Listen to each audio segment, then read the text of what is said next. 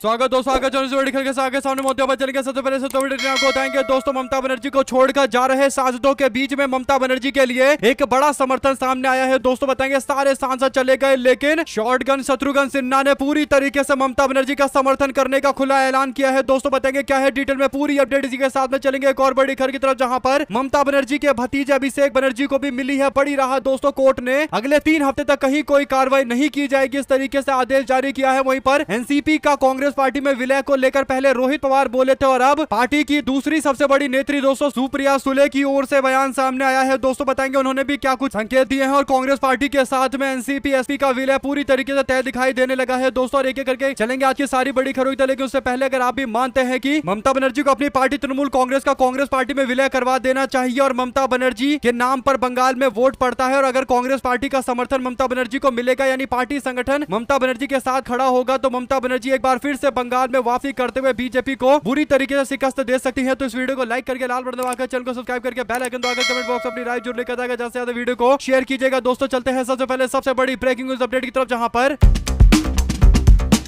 बार बार ममता बनर्जी की पार्टी टूटती हुई दिखाई देने लगी है। दोस्तों कभी कोई सांसद अपना इस्तीफा दे देता है, तो कभी कोई विधायक अपना इस्तीफा दे देता है, कभी कोई वरिष्ठ नेता ममता बनर्जी के भतीजे अभिषेक बनर्जी के खिलाफ उल्टा बोल देता है, तो पार्टी पूरी तरीके से कमजोर दिखाई दे रही है। दोस्तों ऐसे में ममता बनर्जी अपनी पार्टी का कांग्रेस पार्टी में विलय करवाएंगे, ये बात पूरी तरीके से तय है, लेकिन सवाल ये खड़ा होता है कि उनके साथ में कितने सांसद खड़े हैं। दोस्तों तो ऐसे में बीते 2 दिन पहले खबर ये सामने आई थी कि शत्रुघ्न सिन्हा जैसे सांसद भी पलटी मार रहे हैं। दोस्तों लेकिन ये दावा पूरी तरीके से झुठलाते हुए शत्रुघ्न सिन्हा मीडिया के सामने आकर अपनी पार्टी को लेकर अपना पूरा बयान जारी करते हैं। दोस्तों और उन्होंने साफ शब्दों में बोल दिया है कि मैं कहीं नहीं जा रहा, मैं तृणमूल कांग्रेस में था, हूं और रहूंगा। इसके बाद उन्होंने कहा कि मैं ममता बनर्जी और टीएमसी का उपकार कभी नहीं भूल सकता। जिस दौर में मैं पटना से चुनाव हार गया, उस दौर में ममता बनर्जी ने मेरा समर्थन किया और मुझे आसनसोल से चुनाव लड़वाया और मुझको लोकसभा का सांसद बनाया। फिर 2022 के बाद 2024 में वापस से मुझे आसनसोल से चुनावी मैदान में उतारा और ममता बनर्जी ने बाबुल सुप्रियो से सीट खाली करवाकर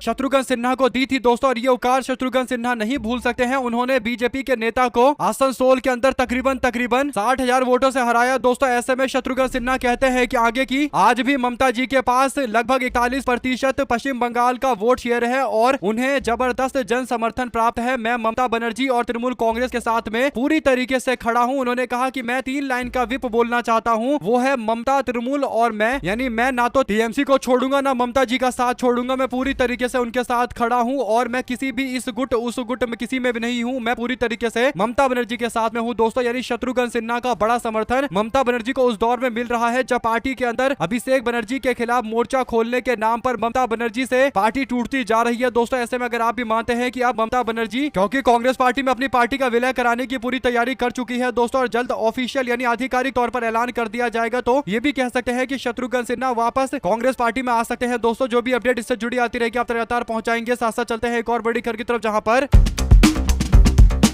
टीएमसी के राष्ट्रीय महासचिव अभिषेक बनर्जी को कथित तौर पर जाली हस्ताक्षर करने के मामले को लेकर बड़ी राहत मिली है। दोस्तों यानी इतने सारे आरोप बीजेपी ने चुनाव के दौरान लगाए, लेकिन अभिषेक बनर्जी पर कोई भी वैसा मुकदमा नहीं चला पाए दोस्तों, जिसे लेकर चुनाव में बड़े बड़े दावे कर रहे थे। और उसके बाद जैसे ही चुनाव खत्म होता है और नेता प्रतिपक्ष का चयन होता है, तो अभिषेक बनर्जी पर आरोप लगा कि उन्होंने विधायकों के साइन बिना उनसे पूछे करके नेता प्रतिपक्ष अपने हिसाब से शोभन देव चट्टोपाध्याय को नियुक्त कर दिया, और व्रत बनर्जी के नेतृत्व में लगभग 58 विधायकों ने बगावत करते हुए कह दिया कि उनसे तो पूछा भी नहीं गया और अपने हिसाब से शोभन देव चट्टोपाध्याय को नेता विपक्ष घोषित कर दिया गया। और अब कोर्ट ने कहा कि जांच एजेंसी अगले 3 हफ्तों तक कोई कार्रवाई अभिषेक बनर्जी पर नहीं करेगी। अगर आगे पूछताछ की जरूरत पड़ी तो एजेंसी 24 घंटे पहले उनको नोटिस देगी, फिर पूछताछ करेगी। कोलकाता हाईकोर्ट ने अभिषेक बनर्जी को शाम 6 बजे सीआईडी ऑफिस में पेश होने का आदेश दिया है। दोस्तों ऐसे में कोर्ट ने पूरी तरीके से सख्त कार्रवाई पर रोक लगा दी है, यानी कह सकते हैं कि जो अभिषेक बनर्जी को जेल में डालने की कोशिश की जा रही थी दोस्तों, और ये माहौल बनाने का प्रयास किया जाता कि अभिषेक बनर्जी को जेल में डाल दिया जाए, ताकि बागी विधायकों के पास बोलने का मौका मिले कि अभिषेक बनर्जी तो जेल चले गए, पार्टी की जिम्मेदारी कौन संभालेगा, इसीलिए हम लोग पार्टी तोड़ दे रहे हैं। और अभिषेक बनर्जी को जानबूझकर सारे तरफ से टारगेट किया जा रहा है दोस्तों। लेकिन कांग्रेस पार्टी के नेता राहुल गांधी से उन्होंने मुलाकात की थी अभिषेक बनर्जी ने, उसके बाद पार्टी यानी कांग्रेस पार्टी अभिषेक के साथ खड़ी दिखाई देती है दोस्तों। साथ ही साथ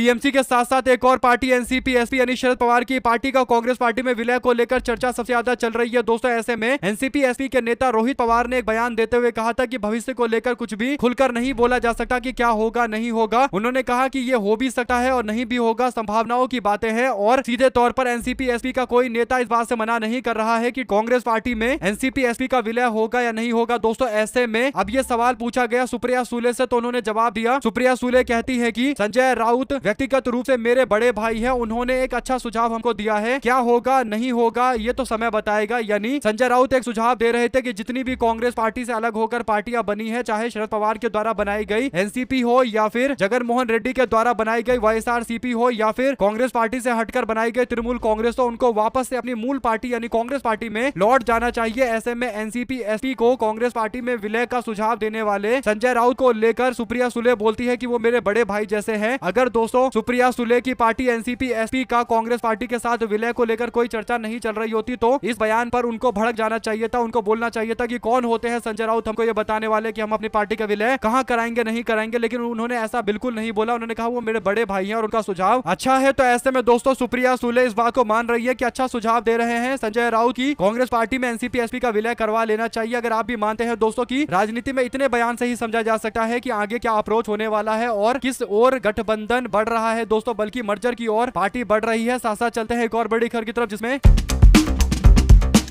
तृणमूल कांग्रेस के राज्यसभा के सदस्य प्रकाश चिक बराइक उच्च सदन की सदस्यता से इस्तीफा दे दिया दोस्तों। उन्होंने इस सप्ताह इस्तीफा देने वाले पार्टी के तीसरे सांसद बने हैं। सूत्रों के अनुसार बराइक ने राज्यसभा के सभापति सीपी राधा कृष्णन से मुलाकात करके अपना इस्तीफा सौंप दिया है दोस्तों। अपने इस्तीफे में पश्चिम बंगाल के सांसद बराइक ने लिखा कि मैं राज्यसभा की सदस्यता से इस्तीफा देता हूं, जिसे कृपया तत्काल प्रभाव से स्वीकार किया जाए। उन्होंने अपने कार्यकाल के दौरान सहयोग के लिए सभापति, उपसभापति और राज्यसभा के सचिवालय के अधिकारियों का आभार व्यक्त किया है। बंगाल के एक आदिवासी नेता बराइक उपभोक्ता मामले और खाद्य और सार्वजनिक वितरण पर संसद की समिति के सदस्य और जनजातीय मामलों के अंदर परामर्श दात्री समिति के सदस्य हैं दोस्तों। ऐसे में उनके इस्तीफे से एक बात समझ में आ रही है कि राज्यसभा के अंदर भारतीय जनता पार्टी अपने लोगों को भेजना चाहती है दोस्तों, इसीलिए ये सीटें खाली करवाई जा रही है। अब देखना ये होगा दोस्तों कि अब ये जो नेता इस्तीफा दे रहे हैं इनको क्या लुभावने वादे किए गए हैं, क्योंकि राज्यसभा की सीट छोड़ रहे हैं तो कोई बड़ा वादा इनको किया गया होगा, उसी आधार पर ये सीट छोड़कर बीजेपी को मौका दे रहे राज्यसभा में जीतने का। साथ ही साथ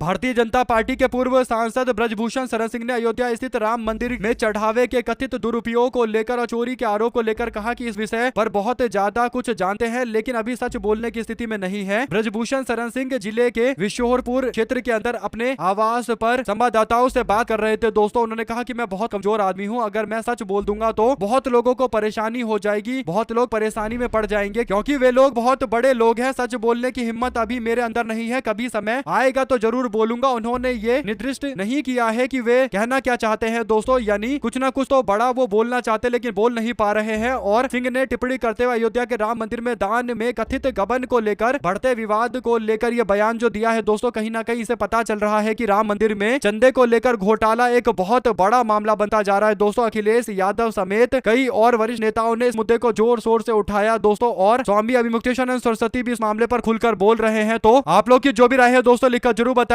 और अगर आप भी मानते हैं कि कहीं ना कहीं इस मामले की जांच पड़ताल होना बहुत जरूरी है, ताकि पता चले कि कौन लोग हैं जो चंदा चोरी में सीधे तौर पर जुड़े हुए हैं, कि ऐसे ऐसे लोग यानी ब्रजभूषण जैसे लोग जो एकदम खुलकर बोलते हैं दोस्तों, वे लोग भी बोलने से डर रहे हैं। साथ ही साथ ममता बनर्जी को कल्याण बनर्जी ने कहा कि आपको दोनों में से किसी एक को चुनना होगा, या तो मुझे चुनिए या फिर अभिषेक बनर्जी को चुनिए। अगर अभिषेक बनर्जी को आप चाहती हैं कि वो पार्टी का भविष्य है तो फिर मैं आपके साथ नहीं जा सकता और मुझे साथ में चलने में दिक्कत होगी। टीएमसी के तीसरे राज्यसभा के सांसद के इस्तीफे के बाद कल्याण बनर्जी की तरफ से ये बयान सामने आया है दोस्तों। आप लोग इस पर क्या राय देना चाहते हैं लिखकर जरूर बताएगा। ज्यादा से ज्यादा वीडियो को शेयर कीजिएगा। बहुत बहुत धन्यवाद। जय हिंद जवान।